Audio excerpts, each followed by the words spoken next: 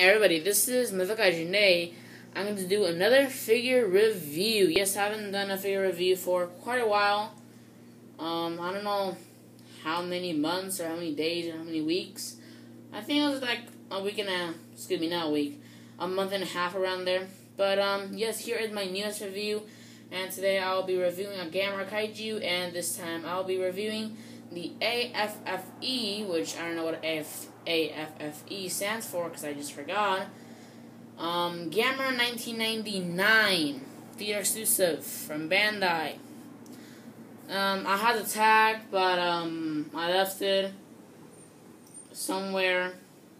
I know where it's at, but I just forgot to bring it, excuse me. But this figure did indeed come with a tag, and it is legit indeed. It's not one of those bootlegs or whatever. And yes, there's bootlegs of this figure. There's one version where it's basically the same exact figure, except I believe it has like white colored eyes. Which, when I mean by white, I don't mean this white, because this is like a translucent white. I mean like a literal bold white color in the eyes. So be careful with those. So now let's get into the figure review. So first of all, history for Gamera 1999, just the actual Gamera 1999 Kaiju. He first and I guess only appeared in Gamera 3 Revenge of Iris, or yeah, you know, there's a bunch of names for Gamera 3, so I'm not gonna mention all of them. Just he appeared in Gamera 3, and he was created by Atlanteans, and he tried to defeat Iris, and he sure did.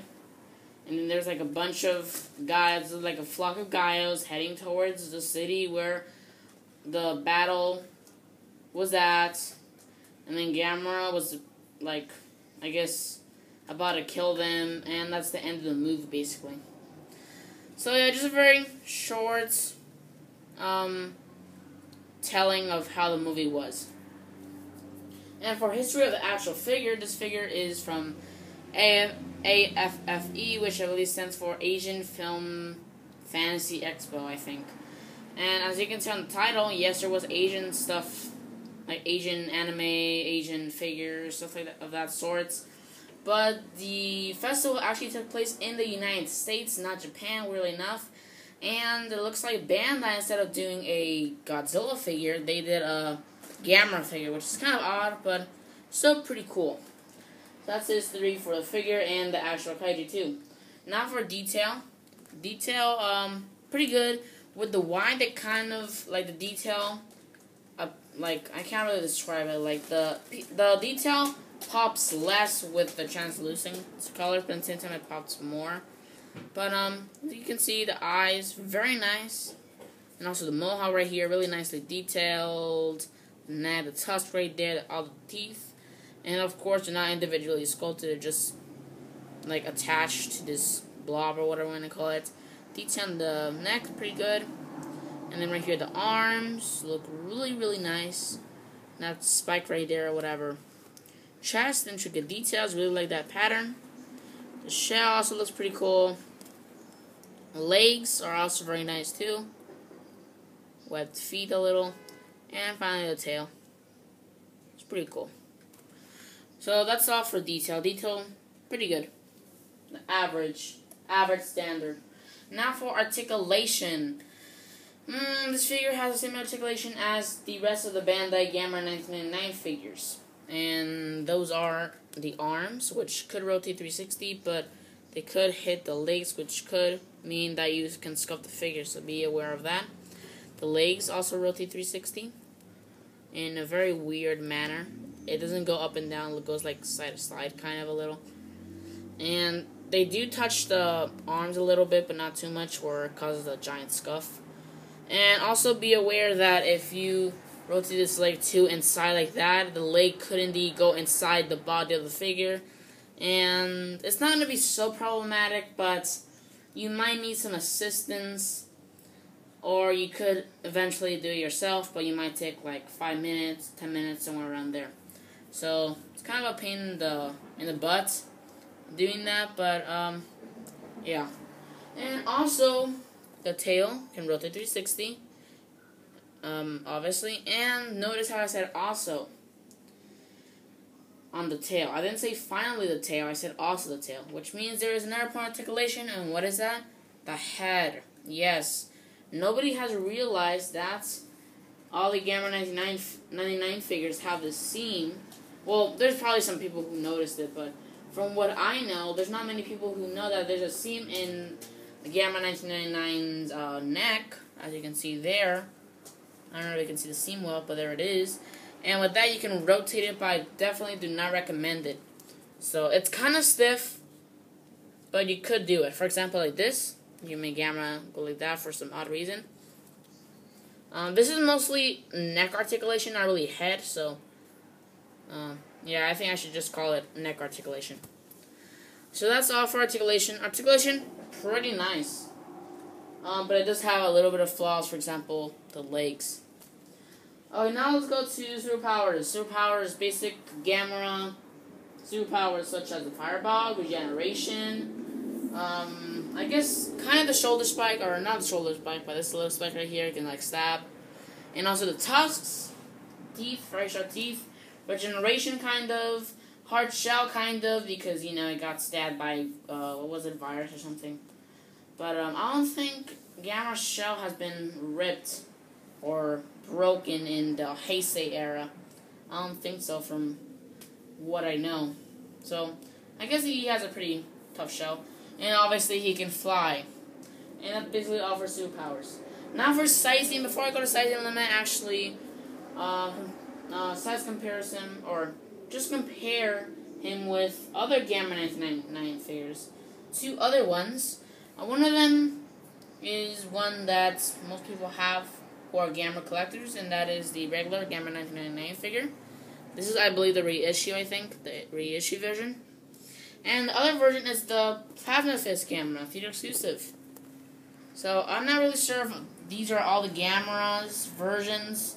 I mean, I know there's one that's this, except it has like a blue shell.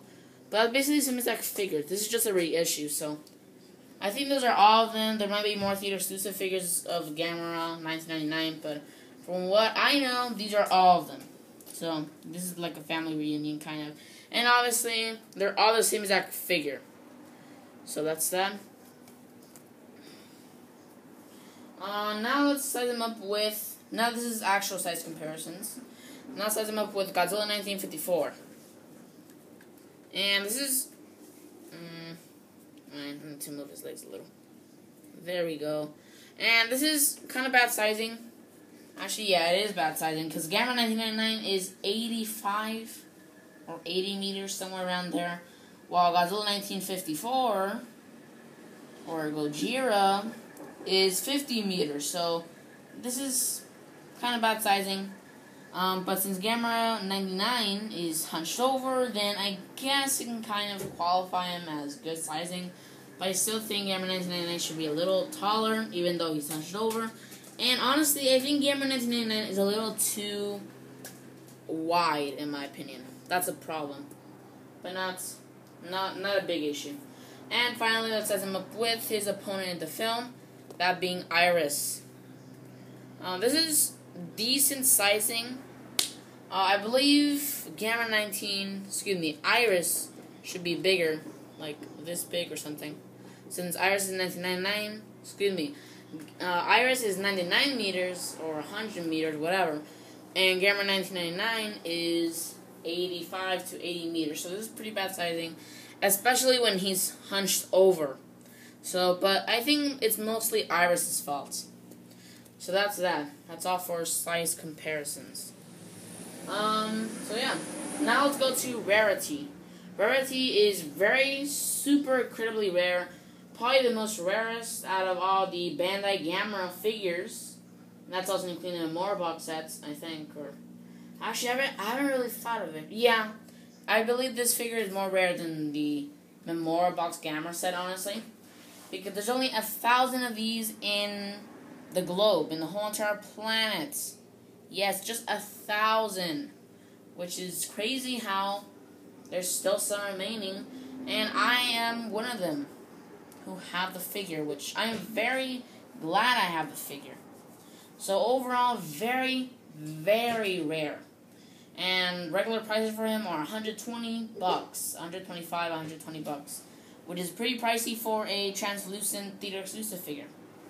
So rarity is incredibly rare, only 1,000 in the world.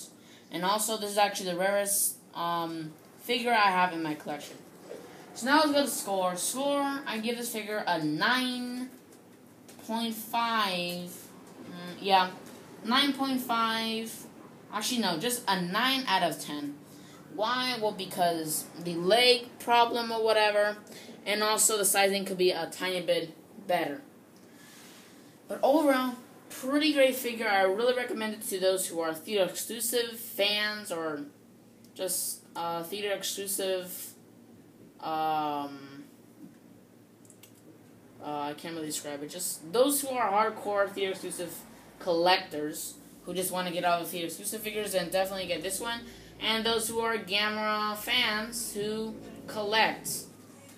So, but yeah, this figure, pretty good figure, 9 out of 10. As I mentioned earlier, this figure normally goes for $120. If you see him for $50, then that's a pretty cheap price. But honestly, I think that this figure is worth $40.